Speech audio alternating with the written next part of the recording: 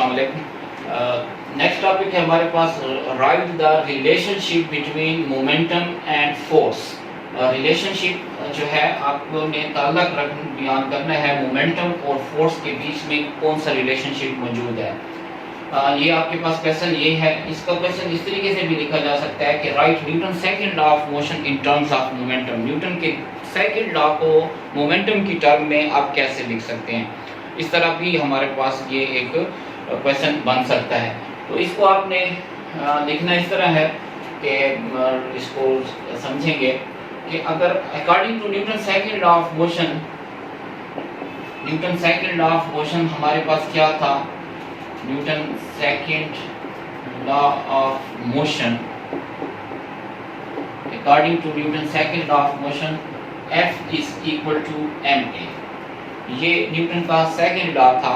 F is equal to ma। m mass है, a acceleration है। मास और एक्सेलरेशन दोनों का प्रोडक्ट फोर्स होता है। जब किसी बॉडी के ऊपर हम बॉडी है उसका मास है उसके ऊपर फोर्स एक्सर्ट करते हैं तो उसकी वेलोसिटी में जो चेंज आता है तो उसको हम F is equal to ma लिखते हैं। तो F is equal to ma ये हमारे पास न्यूटन का सेकेंड लॉ है और इसी सेकेंड लॉ को हमने मोमेंटम से रिलेट करना है।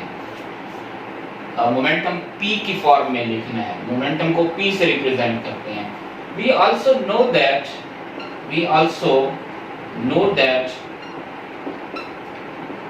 A is equal to acceleration is equal to acceleration जो है वो is equal होता है change in velocity divided by time। change in velocity divided by time। rate of change in velocity is called acceleration। acceleration को हम a से represent करते हैं और change in velocity delta v by t। delta v change in velocity in vf minus vi।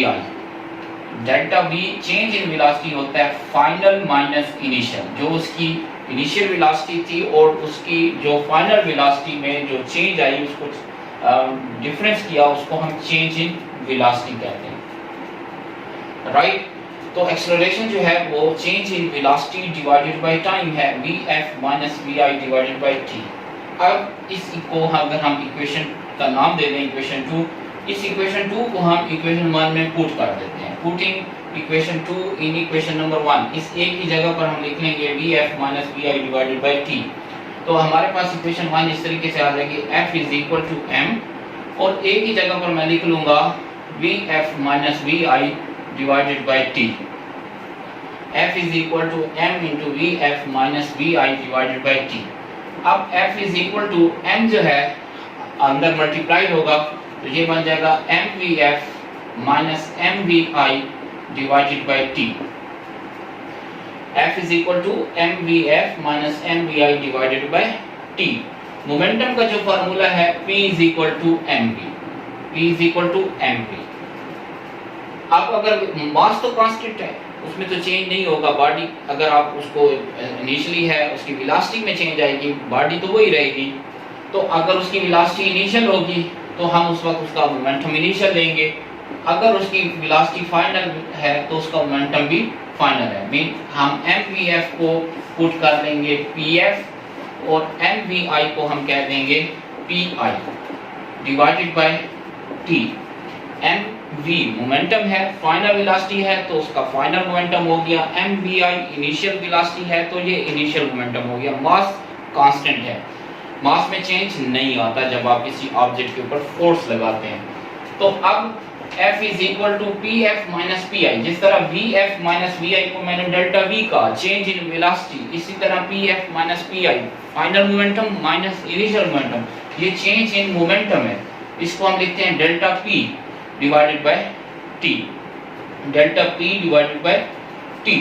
तो F is equal to delta p divided by t। Delta p क्या है? Change in momentum divided by time. Change in momentum delta p change in momentum divided by time. तो हमारे पास ये relation आ गया force और momentum के बीच में। और अगर हम देखें तो हमने Newton second law of motion को मोमेंटम की टर्म में लिखा और इस टर्म में अगर हम फोर्स की डेफिनेशन को पढ़ें तो हम उस फोर्स की डेफिनेशन को इस तरीके से कहेंगे, जिस तरह देखें एक्सेलरेशन थी change in velocity in time is called acceleration. तो हम यहाँ ये कहेंगे कि change in momentum with respect to time is called force. तो rate of change in momentum is called force। तो force की definition हम इस तरह भी लिख सकते हैं, rate of change of momentum is called force। rate of change of momentum is called, ये फोर्स की डेफिनेशन होगी in terms of momentum. In terms of momentum हम फोर्स की डेफिनेशन क्या लेते हैं, rate of change in momentum is called force. F is equal to delta P divided by delta T या T, ये हमारे पास फोर्स